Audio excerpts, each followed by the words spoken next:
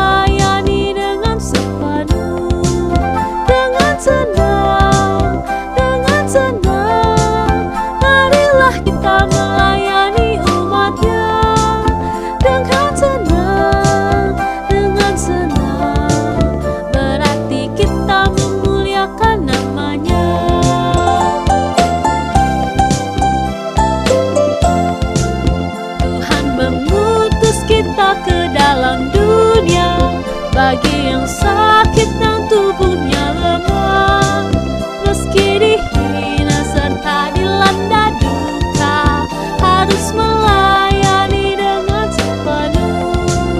Dengan tenang, marilah kita melayani umat-Nya. Dengan senang,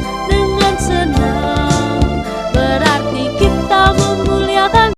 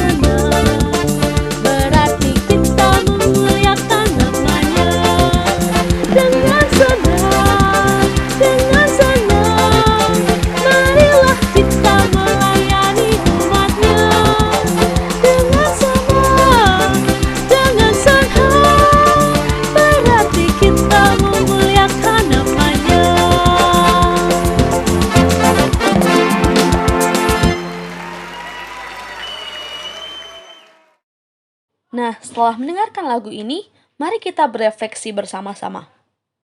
Kira-kira apa makna kalimat Tuhan mengutus kita ke dalam dunia dengan membawa pelita kepada yang gelap? Lalu pesan apa yang bisa kamu ambil dari keseluruhan lagu ini? Hari ini kita diharapkan dapat menjadi garam dan terang bagi dunia. Maka timbul pertanyaan, apa itu garam dan terang? Mari kita memulainya dengan membahas makna garam. Tentu garam menjadi hal yang tidak asing bagi kita. Garam paling sering dikenal memang berkaitan dengan makanan. Namun garam bukan hanya bermakna bagi makanan saja loh. Garam tidak hanya berfungsi hanya sebagai penyedap rasa. Nah, garam itu punya makna penting dalam kehidupan manusia. Seorang penulis atau sejarawan Romawi kuno bernama Pliny berkata, Niles utilius sale et sol, yang berarti tidak ada yang lebih berguna daripada garam dan matahari. Bukan hanya itu, infrastruktur kuno juga banyak dibangun untuk memenuhi beredarnya garam ke daerah-daerah tertentu. Contohnya Via Salaria. Via Salaria di Italia menghubungkan tempat produksi garam di Ostia dan Sabine. Rute perdagangan antara kawasan Aegea dan pantai-pantai selatan Rusia juga dibuat demi garam. Bahkan di Ethiopia, Tibet, dan juga Roma, dahulu bongkah garam digunakan sebagai alat tukar atau uang. Jadi tidak heran jika di zaman Romawi kuno, orang dibayar dengan garam.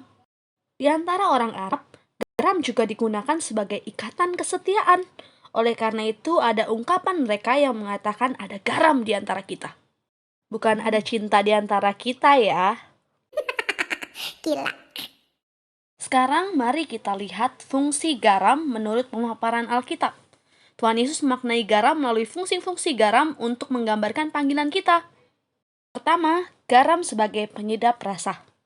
Mari kita membaca Alkitab dari kitab Ayub 6 ayat 6. Berikut isi firman Tuhan. Dapatkah makanan tawar dimakan tanpa garam?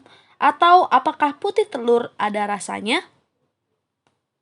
Melalui pemaparan Alkitab yang telah kita baca, orang Kristen sepatutnya menjadi garam yang beri kenikmatan.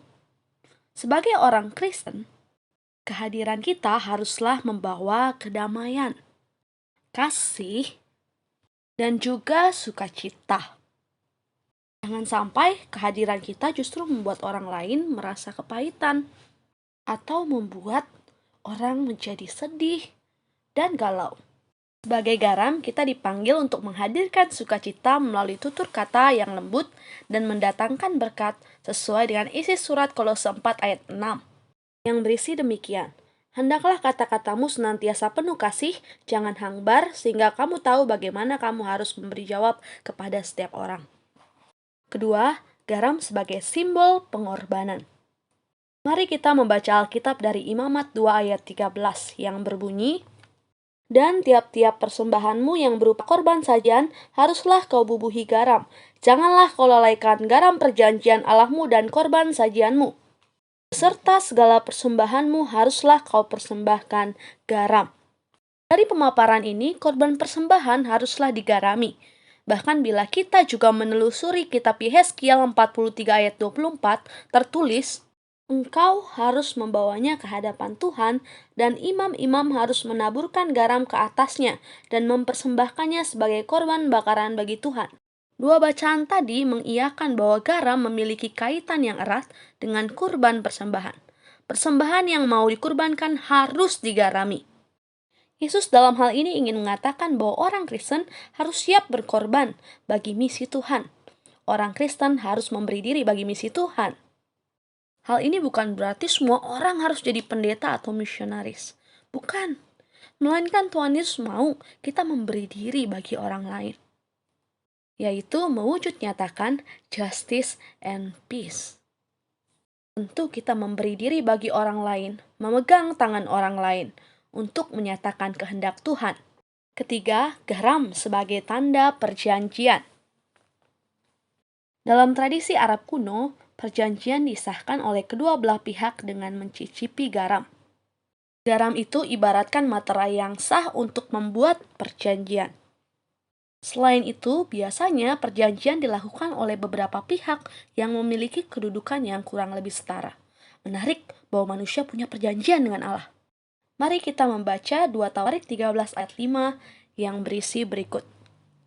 Tidakkah kamu tahu bahwa Tuhan Allah Israel telah memberikan kuasa kerajaan atas Israel kepada Daud dan anak-anaknya untuk selama-lamanya dengan suatu perjanjian garam? Nah, coba pikirkan, bagaimana mungkin kita yang adalah seorang ciptaan memiliki perjanjian dengan Allah, Sang Pencipta? Kita sangatlah kecil dibandingkan dengan ciptaan-ciptaan lain. Rasanya tidak mungkin kita bisa membuat perjanjian dengan Allah. Lagi pula, apa yang bisa kita berikan pada Allah? Kita tahu betul bahwa Allah adalah pencipta yang memiliki segala hal di bumi ini. Namun karena kasih-Nya, Allah berinisiatif membuat perjanjian dengan kita. Kita diminta untuk menjadi umat Allah. Sebagai umat Allah, kita harus mengarahkan hidup kita, fokus kita pada Allah. Untuk itu jangan sampai kita melalaikan perjanjian kita dengan Allah. Keempat, garam sebagai simbol kemurnian.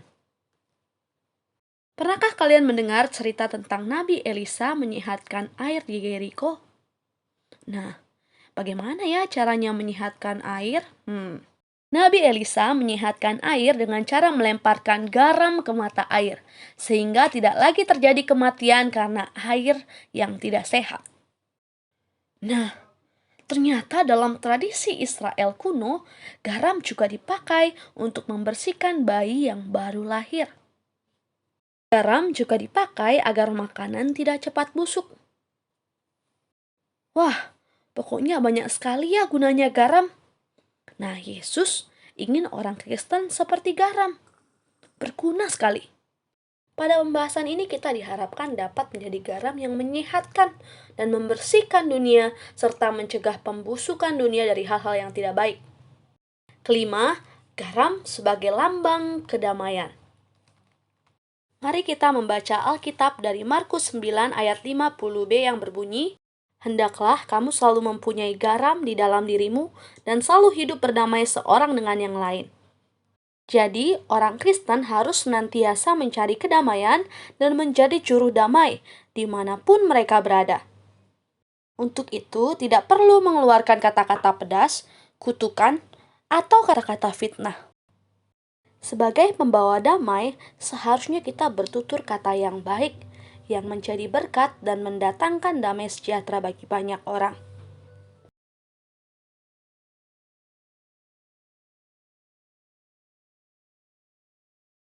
Sekarang kita akan membahas materi tentang makna menjadi terang dunia. Anak-anak, terang secara umum tentu memiliki fungsi untuk menerangi, sehingga terang membuat kegelapan menjadi hilang. Tuhan Yesus mengatakan kepada murid-muridnya, "Kamu adalah garam dan terang dunia." Anak-anak, ketika Yesus menyampaikan ini kepada para murid, orang-orang Israel terkejut karena tidak pernah ada yang menjadi garam dan terang kecuali Allah itu sendiri. Penyematan kata garam dan terang hanya untuk Allah. Bagaimana mungkin Yesus mengatakan bahwa terang dunia adalah murid-murid Yesus yang hanya orang-orang biasa? Mereka rasanya tidak pantas dan tidak punya hal spesial untuk disebut sebagai terang dunia. Bagaimana mungkin murid Yesus disamakan dengan Allah? Begitulah pemikiran banyak orang Israel. Padahal, maksud dari perkataan Yesus kepada para murid ini adalah bahwa para murid diutus menjadi terang. Yesus mengutus murid-muridnya menjadi berkat bagi orang lain. Nah, kita perlu ingat bahwa yang menjadi garam dan terang bukan hanya para murid saja, tetapi juga kita, saya, dan kamu. Kamu, iya, kamu.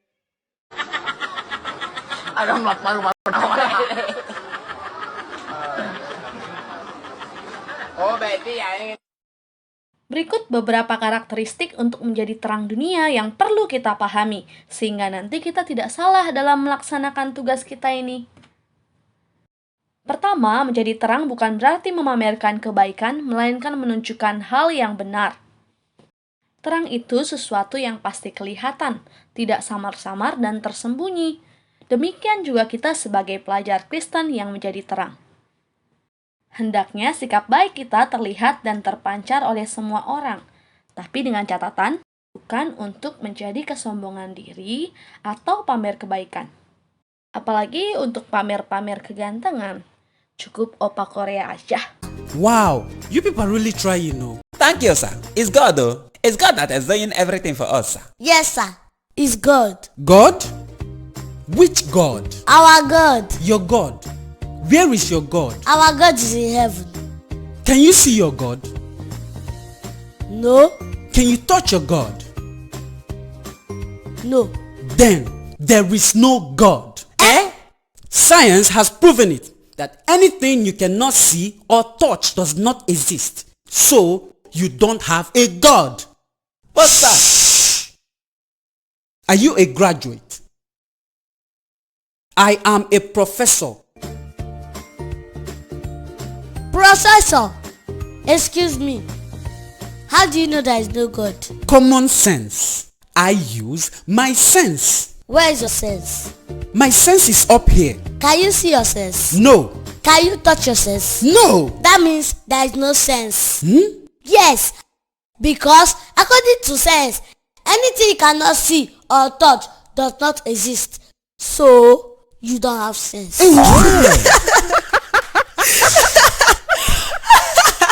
Emanuela.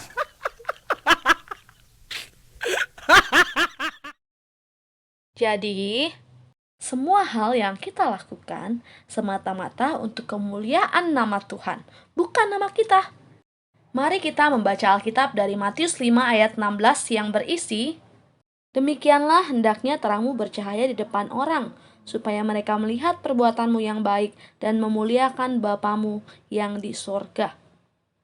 Kita diajak untuk memperlihatkan identitas kita, menunjukkan kehidupan kekristenan kita kepada seluruh dunia. Kedua, menjadi terang berarti bersikap tidak egois. Anak-anak, terang itu tidak mungkin egois. Terang itu tidak boleh hanya memikirkan dirinya sendiri. Me, and me. Egois adalah ketika kita hanya memikirkan tentang kesenangan diri kita, memikirkan diri kita, it's all about me. Sebagai orang Kristen yang menjadi terang, kita diminta untuk menyampaikan terang itu kepada orang lain. Terang itu diberikan melalui tutur kata, perbuatan, dan sikap yang sesuai dengan kehendak Allah.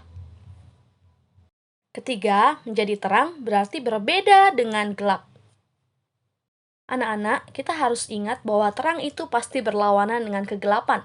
Kegelapan ini biasanya diartikan sebagai lambang dari kejahatan. Gelap juga sering diartikan dengan ketidakkudusan hidup. Sebaliknya, terang biasanya diartikan sebagai lambang dari kekudusan. Jadi ketika kita disebut sebagai terang, kita diminta juga untuk hidup kudus. Keempat, menjadi terang berarti menjadi pemandu. Seorang Kristen haruslah menjadi teladan, dan keteladanan inilah yang diikuti oleh orang-orang yang ada di sekitarnya. Keteladanan kita ditunjukkan melalui sikap hidup yang selalu berupaya melakukan kehendak Allah, yaitu melalui tindakan dan tutur kata kita. Kita menjadi teladan ketika kita membuat orang lain dapat termotivasi untuk melakukan hal-hal baik yang telah kita contohkan. Kelima, menjadi terang seringkali berarti menjadi tanda peringatan. Anak-anak, pernahkah kalian memperhatikan mercusuar? Mercusuar terus-menerus menyinari laut, sehingga kapal-kapal yang berlayar terhindar dari bahaya batu karang. Itu juga yang menjadi tugas orang Kristen.